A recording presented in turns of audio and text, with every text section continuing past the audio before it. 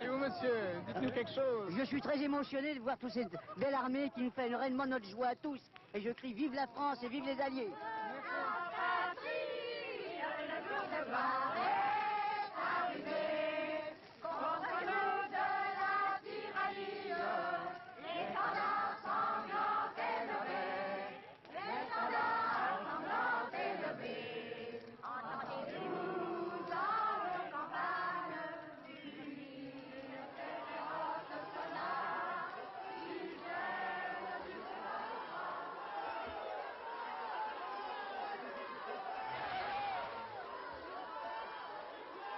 La guerre est gagnée. Voici la victoire. C'est la victoire des Nations Unies et c'est la victoire de la France. L'ennemi allemand vient de capituler devant les armées... Le 8 mai 1945, à Berlin, la France a reçu aux côtés des États-Unis, de l'Union soviétique, de la Grande-Bretagne, la capitulation inconditionnelle du Troisième Reich. La France compte parmi les 4 grands qui ont vaincu le nazisme. En fait, elle n'est pas sur un pied d'égalité avec ses alliés.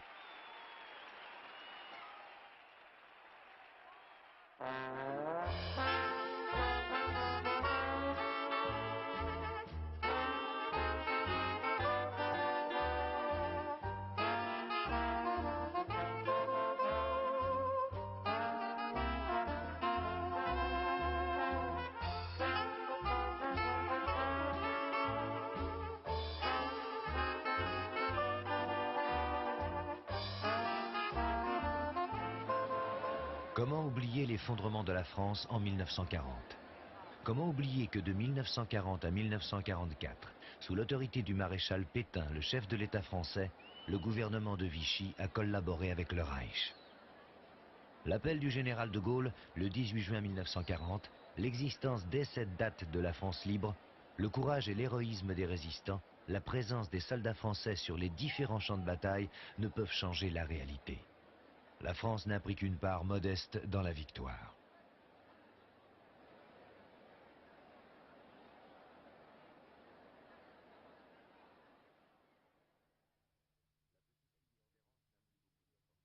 La petite fille Espérance n'a plus beaucoup de force. Comme tant de petites filles, peut-être ne mange-t-elle plus à sa faim. Il faut que nous y prenions garde. Les enfants continuent de mourir beaucoup en Europe, même là où il n'y a plus d'Allemands pour les massacrer.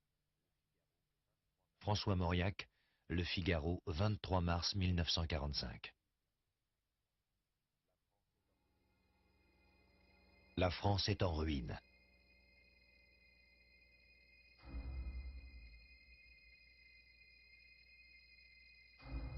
Maisons et usines détruites, 18%. Outillage industriel détruit, 40%.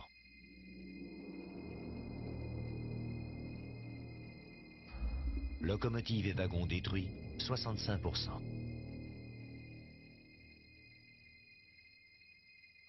Cargo coulé, 87%.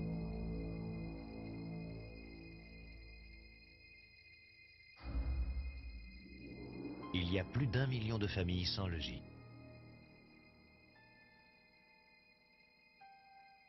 Dans les villes détruites, plusieurs ménages s'entassent dans le même logement, quand ils ne sont pas réduits à camper dans des wagons désaffectés ou des caves.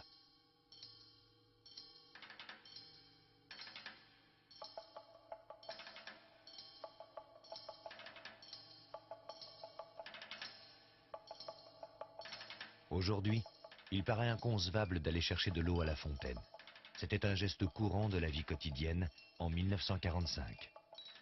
Dans les hôpitaux parisiens, des bébés meurent de froid. En 1939, on comptait 63 cas pour 1000 de mortalité infantile. En 1945, le pourcentage passe à 110. Donc sur 900 000 enfants, 100 000 seraient morts avant d'atteindre leur première année. L'hiver est un des plus rigoureux que la France ait connu. Faute de charbon, on ne peut se chauffer. Des associations viennent en aide aux plus démunis. Il faut les nourrir. La pénurie affaiblit la résistance à la maladie.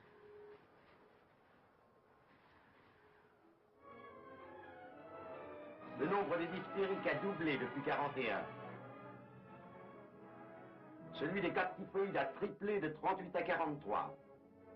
Et quant au nombre des tuberculeux dans les Bouches-du-Rhône, par exemple, il a pris une extension de 74%.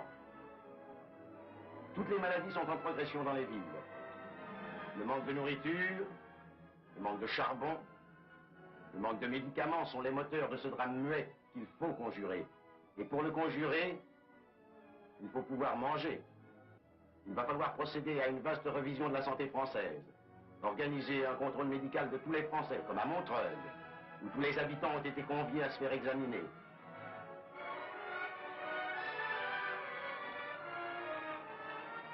Il va falloir créer ou agrandir les SANA, où se rétablira la santé compromise de la France de demain. Donner à ces enfants affaiblis ou malades l'air pur, la chose la moins coûteuse et la plus chère. Il s'agit de savoir si nous préférons les jardins au cimetière, si nous voulons des enfants beaux et forts. Il s'agit de savoir si le timbre antituberculeux sera encore l'aumône qu'on fait ou plutôt la vie qu'on sauve. Les restrictions continuent malgré la fin de la guerre. Tout est rationné. Chaque Français possède une carte d'alimentation. Il faut des tickets pour faire son marché. On a droit à 300 grammes de pain par jour. La totalité des rations équivaut à 900 calories par jour, ce qui est notoirement insuffisant. Mais avec de l'argent, on peut tout acheter. Le marché noir, strictement interdit par la loi, est en pleine activité. Les prix y sont de 3 à 10 fois supérieurs aux cours officiels. Le marché noir se met à l'heure américaine. Cigarettes, chewing-gum et panilon. Imaginez ce qu'est la vie quotidienne sans électricité. Elle est coupée de 9h30 à 17h et rétablie 1 heure pour le déjeuner. Imaginez ce qu'est un déplacement dans un train bondé quand il faut 24 heures pour aller de Paris à Nice. Malgré ses 40 millions d'habitants, la France est un pays sans hommes. Plus de 2 millions sont en Allemagne. 1 200 000 prisonniers de guerre, 700 000 travailleurs au titre du service du travail obligatoire, le STO, et 200 000 déportés. Mai 1945 voit leur retour en France. Nous-mêmes, nous n'avons su qu'en rentrant l'étendue, les dimensions épouvantables de ce qu'on a appelé la Shoah. Madame Geneviève Antonius de Gaulle, une nièce du général, a été déportée à 21 ans pour ses activités de résistante.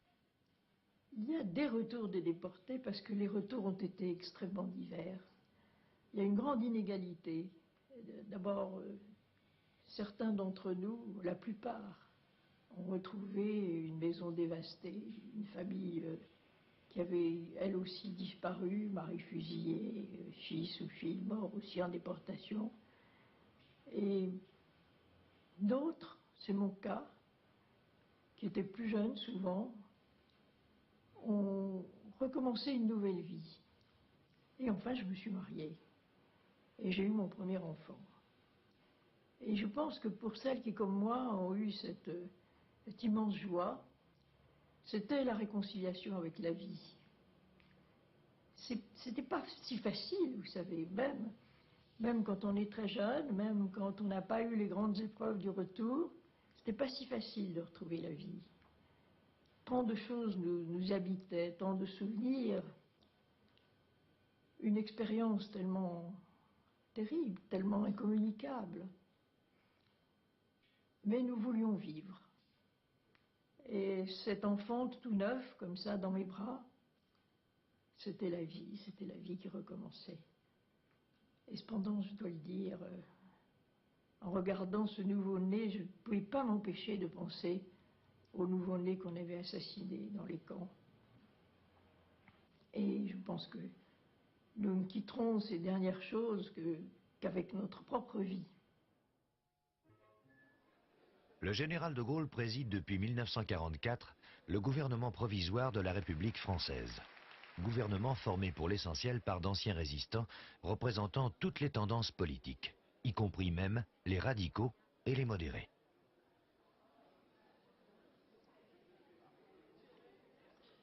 Il a 54 ans. Il exerce aussi des fonctions de chef de l'État. Car la France de 1945 n'a plus d'institution politique.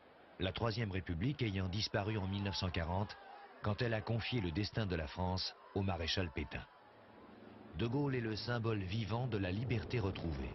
Pour le général de Gaulle, le relèvement de la France, sa reconstruction, sa modernisation, le fonctionnement de la démocratie nécessitent des institutions stables et fortes. Un chef d'État doté de pouvoirs réels, une constitution voulue par la majorité des Français. Le recours au référendum est donc indispensable. Le débat constitutionnel pose le problème fondamental. Qui exerce le pouvoir? En France, ce débat n'est jamais vraiment tranché. Et les discussions de nos jours rappellent étrangement celles de l'après-guerre, quand bien même les rapports de force n'ont plus rien de commun.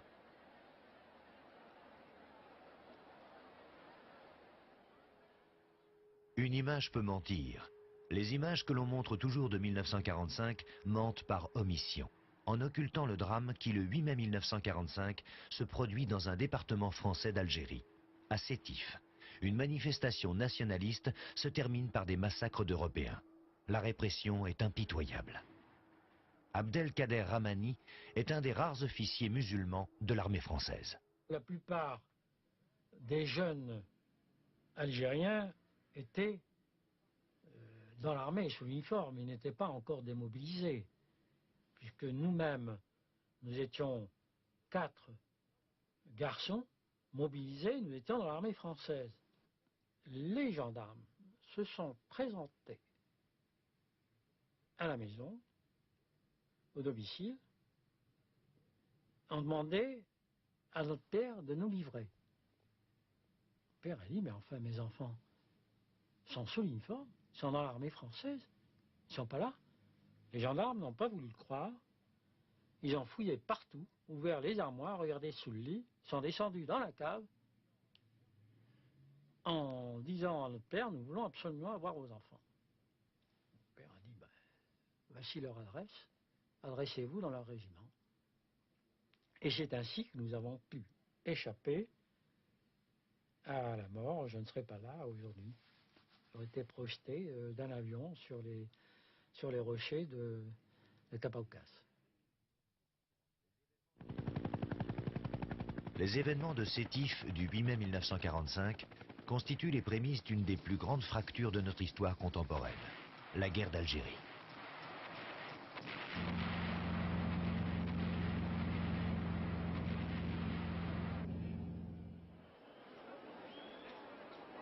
Les Français veulent rayer de leur histoire les 4 années de l'occupation. À la Libération, et durant les jours qui l'ont suivi, 8 à 9 000 exécutions sommaires ont eu lieu. Par la suite, plus de 120 000 personnes seront jugées par les tribunaux pour leur attitude sous l'occupation. Plus de 7 000 seront condamnés à mort. 1 400 seulement seront exécutés. Après 4 années d'un régime totalitaire qui exécuta et mit hors la loi des centaines de milliers de Français, l'épuration fut somme toute mesurée. Elle ne satisfait personne, les uns la trouvent trop modeste, les autres la jugent excessive. Une haute cour de justice est créée pour juger les responsables du gouvernement de Vichy. Dans l'été 1945, le maréchal Pétain est condamné à mort et gracié. Pierre Laval, chef du gouvernement de Vichy, est exécuté.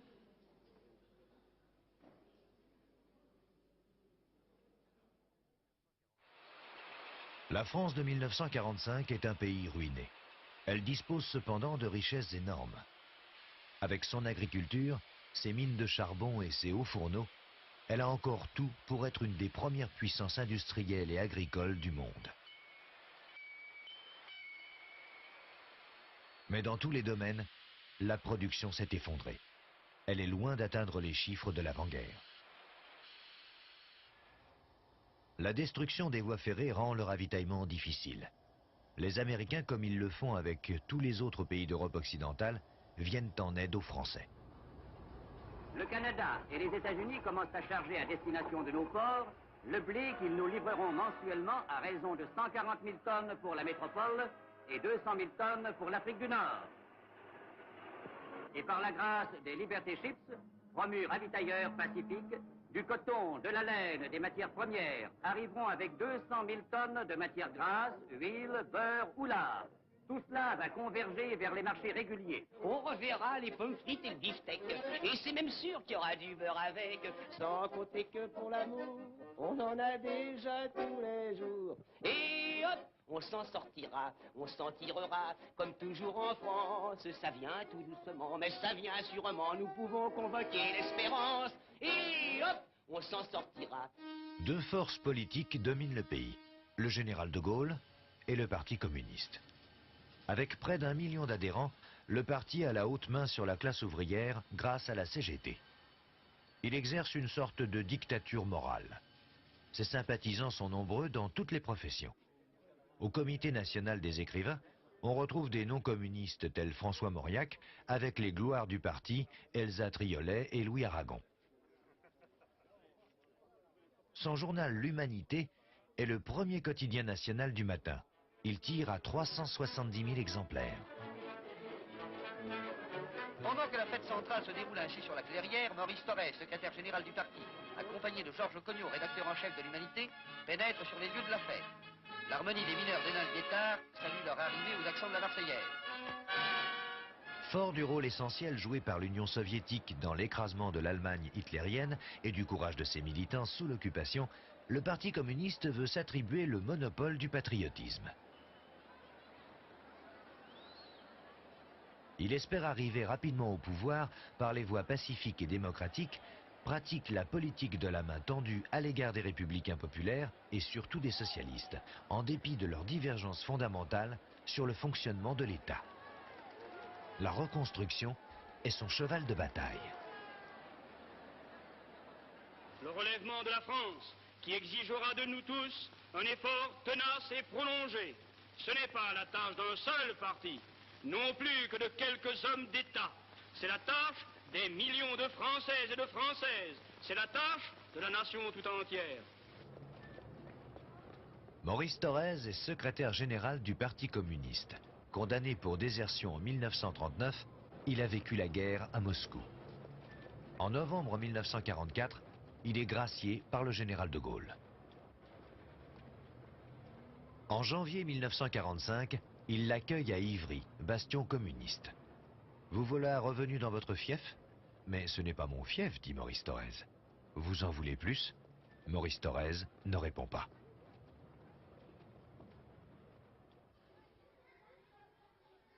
L'Union française constitue un des rares points d'accord entre le général de Gaulle, les communistes, les socialistes et les républicains populaires.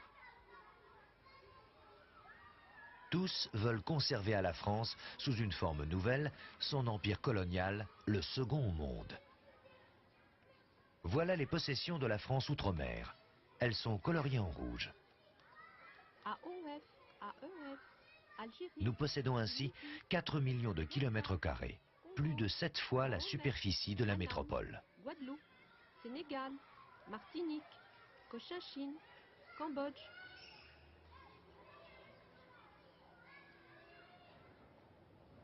En Indochine, les Français ont été évincés par les Japonais pendant la guerre. À la capitulation japonaise, les Américains et les Britanniques assurent l'ordre. Le 5 octobre 1945, le général Leclerc relève les troupes alliées. Sa mission est de rétablir les positions françaises dans la totalité de l'Indochine.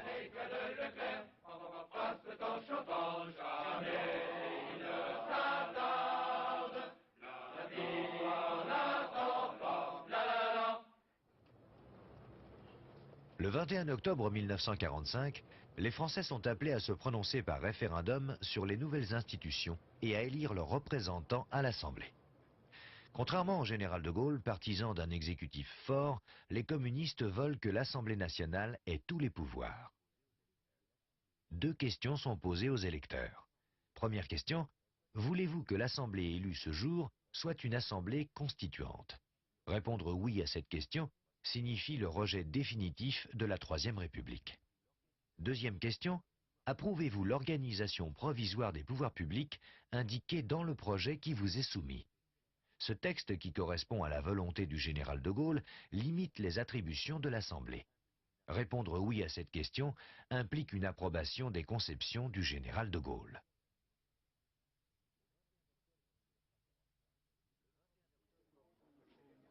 Le 21 octobre 1945, 96% des Français, par leur oui à la première question, se prononcent pour des institutions nouvelles. Et 66% par leur oui à la seconde question, pour une assemblée au pouvoir limité. C'est une défaite pour les communistes qui gagnent cependant les élections législatives avec 160 élus. Les socialistes en ont 142 et les républicains populaires 151. C'est la première fois dans l'histoire de France que les communistes sont le premier parti et détiennent avec les socialistes la majorité absolue.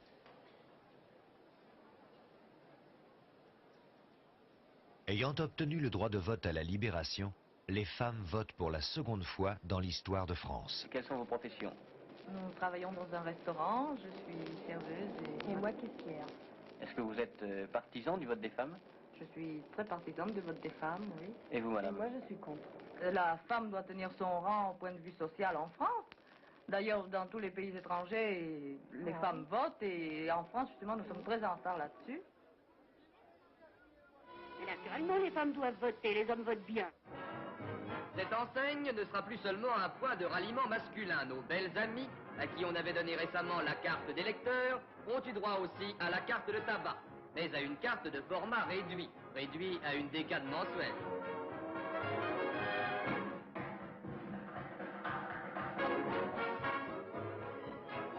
Ces petites bouches, tout le monde le sait, ne peuvent fumer plus de 40 cigarettes par mois. Les Français, coupés du monde extérieur pendant 4 ans, veulent rattraper le temps perdu. Ils découvrent le jazz.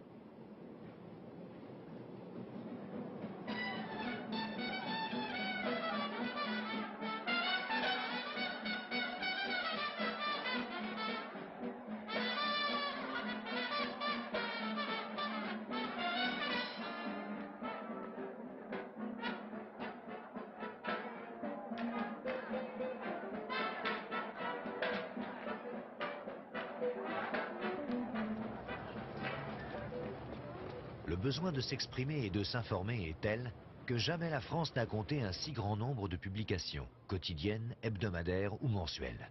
Et pourtant, la pénurie de papier oblige les quotidiens à paraître sur 2 pages recto-verso. Le 1er octobre 1945, Jean-Paul Sartre fonde Les Temps modernes. En fait, n'est-ce pas, l'existentialisme, c'est une philosophie. Philosophie, c'est-à-dire quand même un effort des gens pour s'interroger sur eux-mêmes. Cette philosophie nous oblige à un choix politique, et nous oblige à lutter contre la situation présente. La grande idée de l'existentialisme, c'est précisément de lutter contre le sentiment d'impuissance. Nous pensons que l'homme n'est jamais impuissant que lorsqu'il est persuadé qu'il l'est. L'image traditionnelle de Paris, capitale de la mode, redevient réalité. Cette charmante jeune femme compte parmi les jeunes femmes de Paris qui n'ont rien à se mettre. L'heure est grave. Voici un joli manteau que présente Carven à un jeune couturier qui donne une ligne jeune. Un col et des parements de léopard mettent une note de férocité qu'il faudra bien adoucir par un sourire.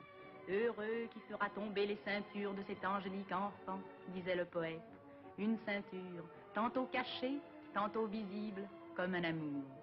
De coster encore cette robe qui permet d'être swing, image de Paris, aussi captivante que les images d'Épinal de notre enfance. Au cinéma, on se passionne pour Les Enfants du Paradis de Marcel Carné. Et la symphonie pastorale, adaptée du roman d'André Gide, sort sur les écrans.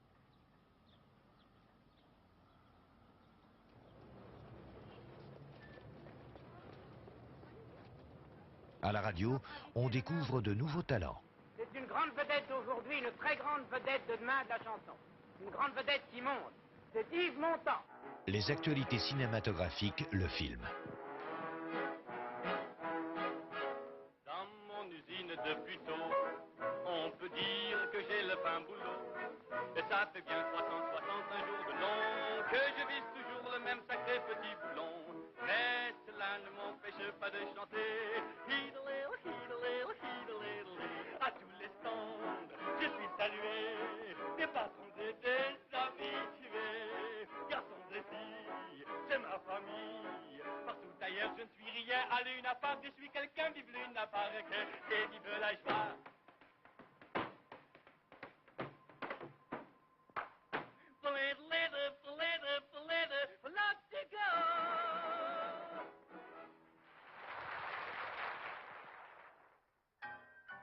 La France nouvelle se construit à la force du poignet. Les techniciens accomplissent des tours de force. Près du quart des 4000 ponts détruits est reconstruit en quelques mois. Et surtout, le gouvernement met en œuvre les grandes réformes voulues par le Conseil national de la résistance. Les nationalisations qui doivent permettre le relèvement de l'économie se succèdent à un rythme accéléré. À la Libération, il y a eu une première vague de nationalisation. Les usines de Louis Renault, inculpées de collaboration pendant la guerre, deviennent la Régie nationale des usines Renault. Ensuite, c'est le tour des houillères du Nord et du Pas-de-Calais, puis de la marine marchande. En 1945, c'est la création d'Air France et la nationalisation du crédit.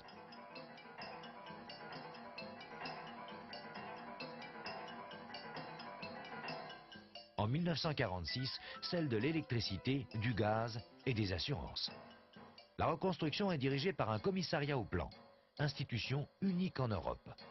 Jean Monnet en est le premier commissaire général. La France est maintenant à la croisée des chemins.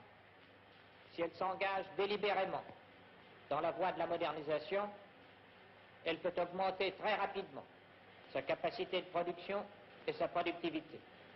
Elle peut alors espérer non seulement atteindre dès 1950 un niveau de vie supérieur à celui de la meilleure année, c'est-à-dire 1929, mais aussi parvenir alors à équilibrer par ses exportations sa balance des comptes. Jean Monnet est inconnu des Français. Il le fut sa vie durant. Ce financier a déjà joué un rôle important avant et pendant la guerre dans les relations internationales. Par la suite, il fut l'un des pères de l'Europe. Nul en 1946 n'aurait imaginé que les cendres de Jean Monnet trouvent leur place au Panthéon. À la Libération, les responsables sont animés par le souci de construire une société nouvelle, où les inégalités sociales disparaîtront. Quel que soit leur parti, il y a chez eux une foi et un enthousiasme assez touchants. L'illusion de la révolution possible. La mystique de la fonction publique est plus forte que jamais. L'ENA ouvre ses portes rue des Saints-Pères. La transformation se fait en profondeur. Il n'est pas une catégorie de Français qui ne soit l'objet d'un texte législatif. Le fonctionnaire civil reçoit le droit d'adhérer à un syndicat, les militaires le droit de voter. La création de la sécurité sociale rend l'accès aux soins possible pour tous. Pour un foyer modeste, la maladie n'est plus une catastrophe. Le 13 novembre 1945, l'Assemblée constituante doit élire le chef du gouvernement. De Gaulle se garde de poser sa candidature à la présidence du gouvernement et de donner la moindre indication sur son éventuel programme. Ainsi, si l'Assemblée le choisit, il espère avoir les mains libres. Il est le seul candidat admis par le MRP, mouvement républicain populaire qui se veut le parti de la fidélité. Les communistes ne veulent pas rompre avec les socialistes qui approuvent la position du MRP. Ils votent finalement pour De Gaulle. À l'unanimité des 555 votants, l'Assemblée constituante désigne De Gaulle comme le chef du gouvernement provisoire de la République française. C'est la dernière manifestation d'unanimité nationale autour de l'ancien chef de la France libre. 17 journées de tractation entre De Gaulle et les partis politiques sont nécessaires à la formation du gouvernement.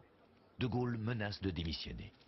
Finalement, le ministère est constitué le 23 novembre 1945. Maurice Thorez devient ministre d'État. À tout instant et à tout propos, des incidents éclatent entre De Gaulle et ses ministres. Des années plus tard, De Gaulle dira « J'étais seul, De Gaulle était seul ». Le dimanche 20 janvier 1946, il convoque rue Saint-Dominique au ministère de la Défense nationale son gouvernement. À midi, le général de Gaulle annonce à ses ministres « Ma mission est terminée, il me faut me retirer ».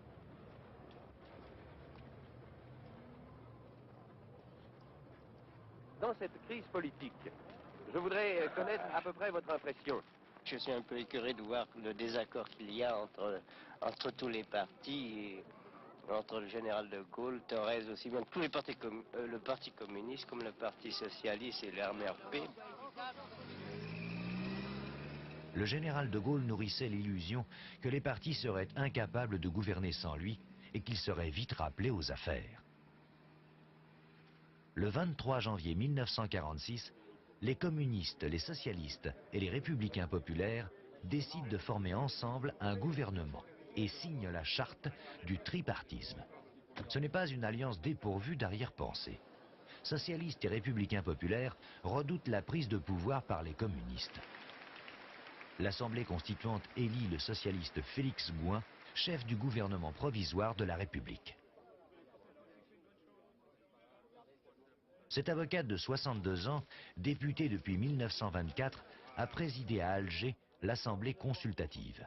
Il est, selon l'écrivain Albert Olivier, un caractère inoffensif. Félix Gouin, comme beaucoup de Français, se passionne pour le sport.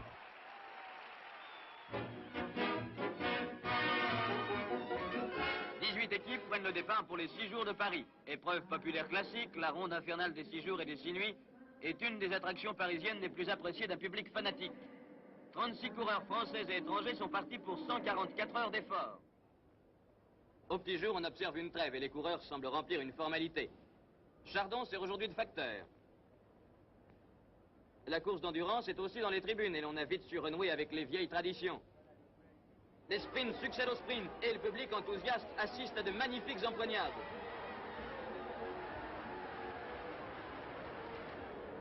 Finalement, les Hollandais Schultz et Boyen, partis grands favoris, remportent l'épreuve devant les Français Serres et Lapéby. En ce printemps 1946, la foire de Paris rouvre ses portes.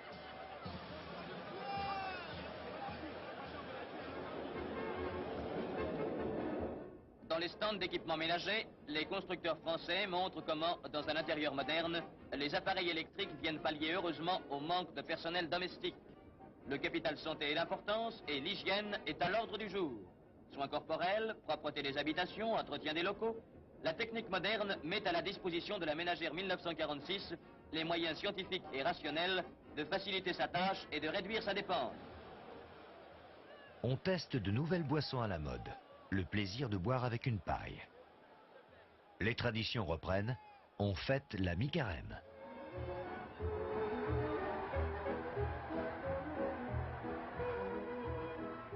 Si les ventres ne sont pas lourds, les cœurs restent légers et les jambes agiles. Joyeuse fête de la mi-carême, vous êtes un peu du Paris d'autrefois, un peu du Paris de demain, qui nous console du Paris d'aujourd'hui. Pendant ce temps, le gouvernement et l'Assemblée constituante préparent la nouvelle constitution, puisque les Français ont rejeté le précédent projet. Ce texte reprend les thèses communistes. Une Assemblée nationale dotée de tous les pouvoirs, ce qui, selon Maurice Thorez, permettrait l'instauration en France d'une démocratie véritable. Il appartient aux Français de se prononcer par référendum.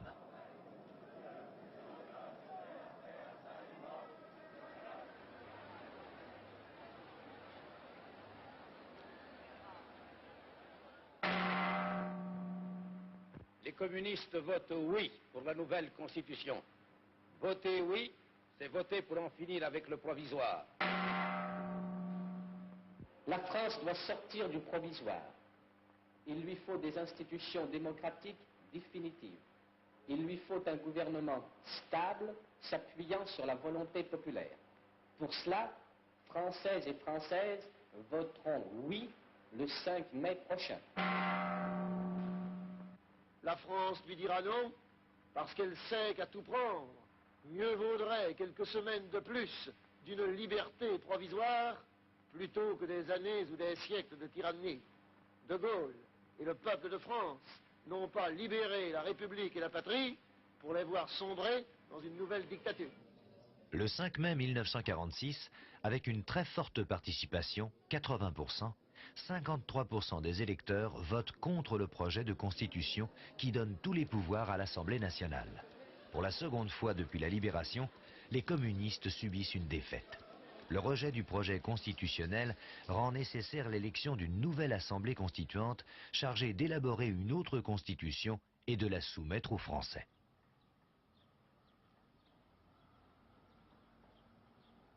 Alors, mon cher Max, ça va, oui? Ça va, mon vieux, bah forcément, je viens de voter. Oui, bien sûr, vous venez de voter. Alors, Eh vous ouais. avez voté suivant votre, votre conscience et votre opinion. Bien entendu, Eh, c'est bien normal. sûr, Et oui. suivant la politique de l'OSLIP. Ah oui, oui. Moi, j'ai voté pour tout ce qui est contre.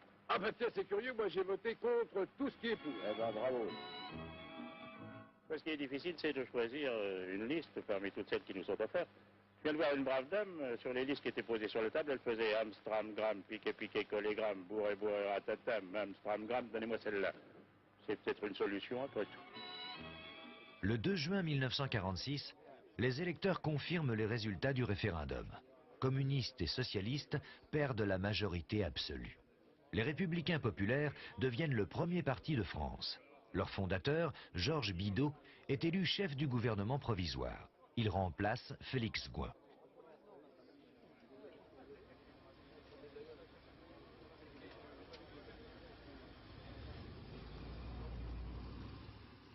Ce professeur d'histoire de 47 ans qui présida sous l'occupation le Conseil national de la Résistance est un homme brillant et fragile. Le 16 juin 1946, 5 mois après son départ, le général de Gaulle sort de sa retraite. Il veut peser dans le débat constitutionnel, faire en sorte que les Français donnent à la France une constitution qui correspond à ses conceptions. Un chef d'État doté de pouvoirs importants, tel est le sens du discours qu'il prononce à Bayeux. C'est un véritable manifeste. Une fois assuré le salut de l'État dans la victoire remportée et dans l'unité nationale maintenue, aucune tâche n'était plus urgente et plus essentielle que de bâtir les institutions nouvelles de la France. Dès que cela fut possible, le peuple français fut donc invité à élire ses constituants tout en fixant à leur mandat des limites déterminées et en se réservant à lui-même la décision définitive. Puis, le train mis sur ses rails, nous-mêmes, nous sommes retirés de la scène pour ne pas jeter dans les luttes politiques ce qu'en vertu des événements nous pouvons symboliser et qui appartient à la nation tout entière.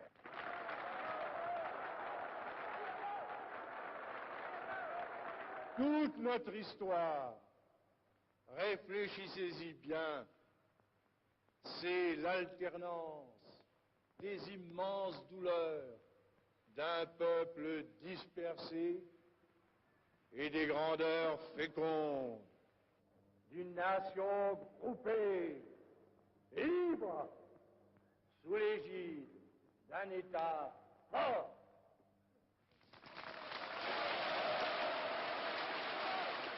Les idées contenues dans le discours de Bayeux constituent déjà les fondements de la Ve République.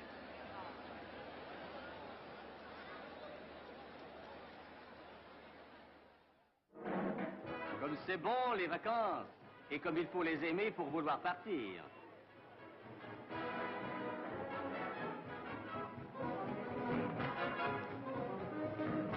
Car les guichets sont avares dans les gares transformées en salles d'attente. Courage et patience, c'est la devise de l'aspirant au départ. D'ailleurs, pourquoi ne pas rester à Paris? À la piscine Molitor, on va couronner la plus jolie baigneuse. Des vedettes habillées en contemplent d'autres, qui le sont beaucoup moins.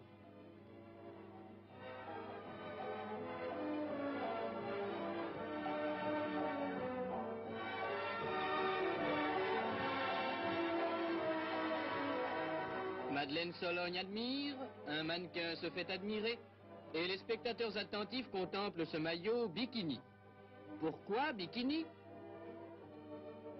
Andrex a trouvé, parce que réduite à sa plus simple expression. C'est le 14 juillet et l'on revoit à chaque coin de rue les petits bals populaires.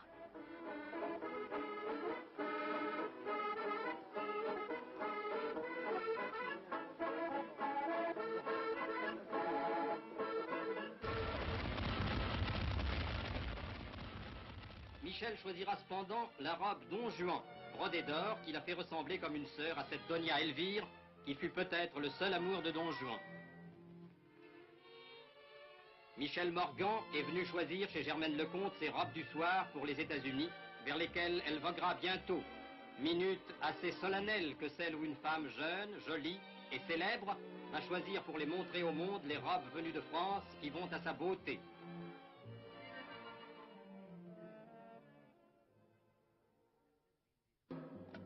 Certaines villes détruites font l'objet de grandes opérations d'urbanisme. En 2 ans, on produit 2 fois plus de charbon et de ciment, 3 fois plus d'acier qu'en 1945.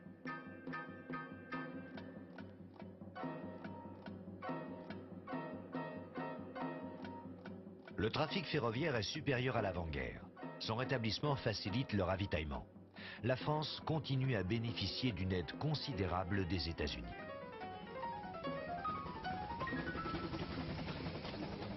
Dans le port de Cherbourg, qui lentement renaît de ses cendres, des bateaux arrivent à quai. Il s'agit de Liberty Ships qui transporte un premier contingent des 200 locomotives électriques livrées par les États-Unis à la SNCF.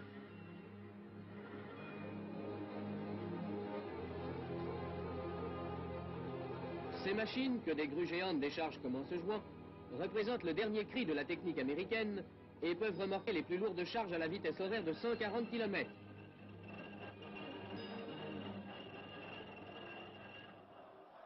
En dépit des efforts gigantesques, la vie quotidienne reste difficile. Le prix des denrées alimentaires a augmenté de 69% depuis 2 ans. 2 ans après la libération du territoire, le peuple de Paris revendique le droit de manger. Se loger est toujours dramatique pour qui ne dispose pas de gros moyens. Les maisons préfabriquées d'origine américaine sont encore rares dans les communes. En dépit de la lutte du gouvernement contre la vie chère, la situation financière est catastrophique. 318 milliards de déficit budgétaire. L'inflation est galopante. Le pouvoir d'achat a diminué de 25% par rapport à l'année précédente. Le mécontentement grandit. Les syndicats luttent pour la hausse des salaires. La CGT réclame 25% d'augmentation.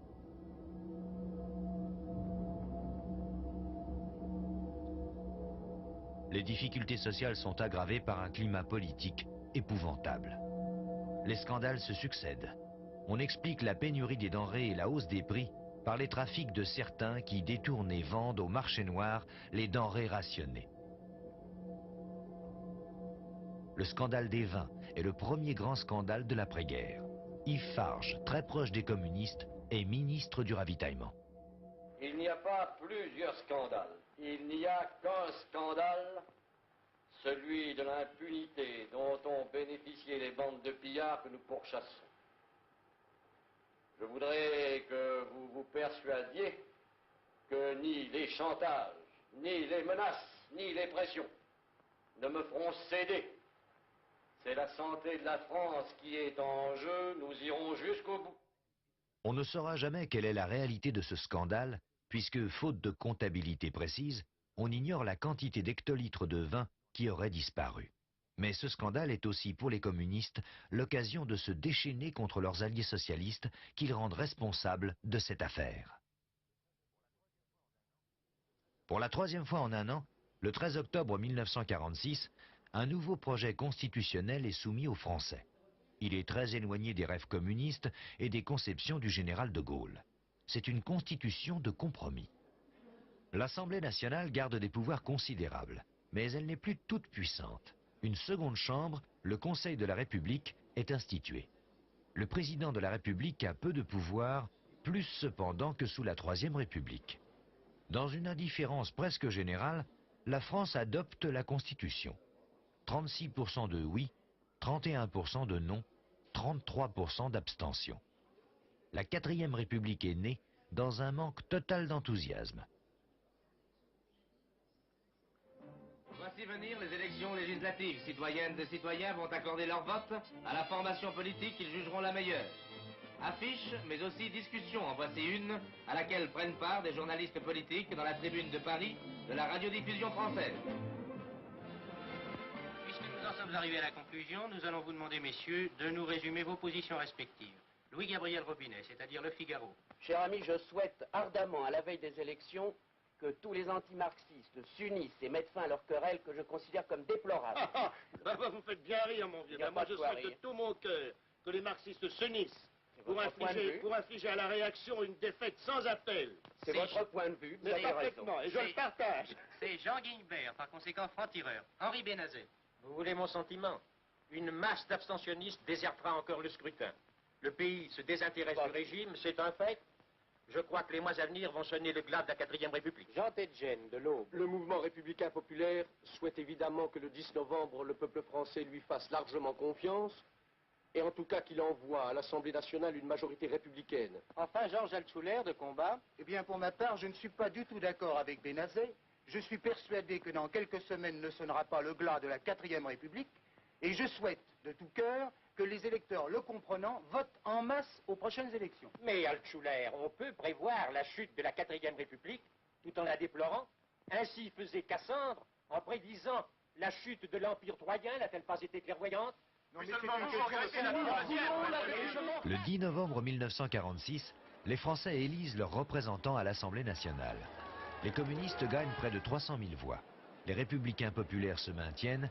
Les socialistes subissent une défaite avec une perte de 800 000 voix. Ils sont cependant en position d'arbitre.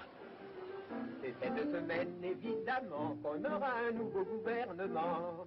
Que feront nos ministres bientôt? Torres, Bidault, Schumann ou Herriot? Oui, que feront ces gentlemen? Herriot, Torres, Bidault, Schumann? Sans doute quelques impôts nouveaux. Schumann, Herriot, Torres ou Bidault? Pour que Marianne soit à l'aise. Bidault, Herriot, Schumann ou Torres?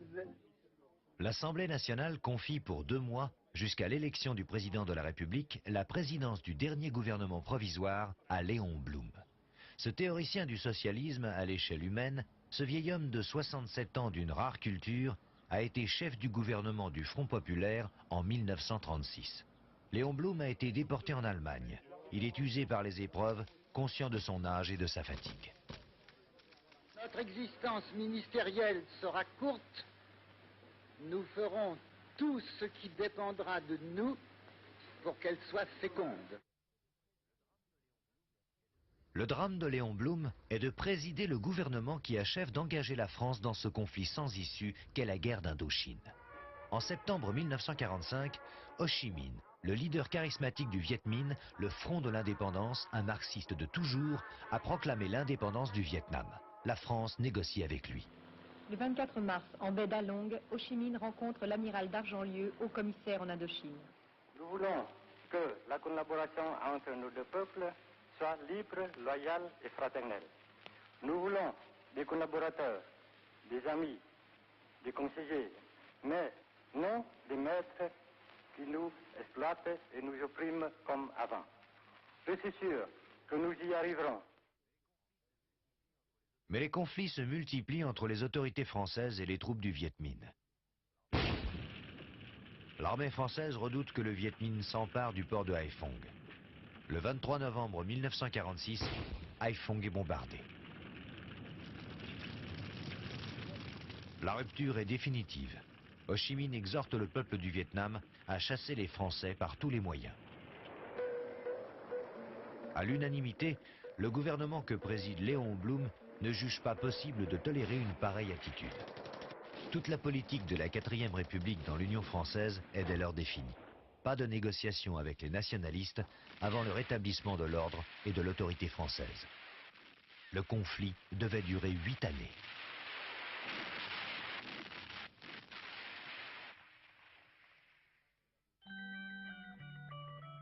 Indifférente au drame de l'Indochine, la France s'apprête à fêter Noël. Un deuxième Noël de liberté dans les difficultés de la vie quotidienne.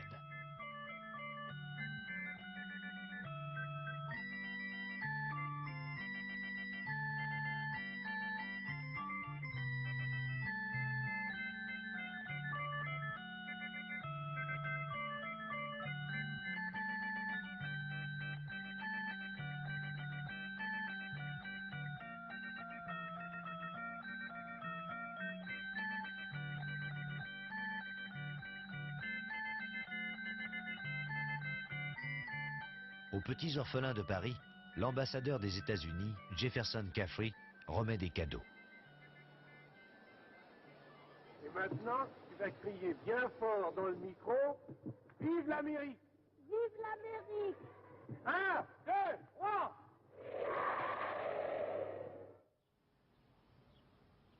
Le temps du provisoire est terminé. La France entre dans la 4e République. Le jeudi 16 janvier 1947, à Versailles, l'Assemblée nationale et le Conseil de la République, réunis en congrès, élisent le président de la République, le socialiste Vincent Auriol. Ce sexagénaire député depuis 1924, fidèle parmi les fidèles de Léon Blum, ce résistant de la première heure, fut ministre des Finances du Front populaire. Sous des dehors affables, c'est un homme déterminé.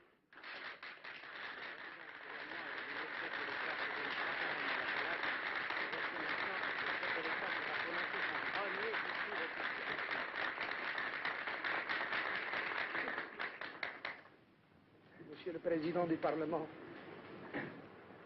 Monsieur le Président du gouvernement provisoire, vous m'excuserez si je parviens difficilement à maîtriser mon émotion.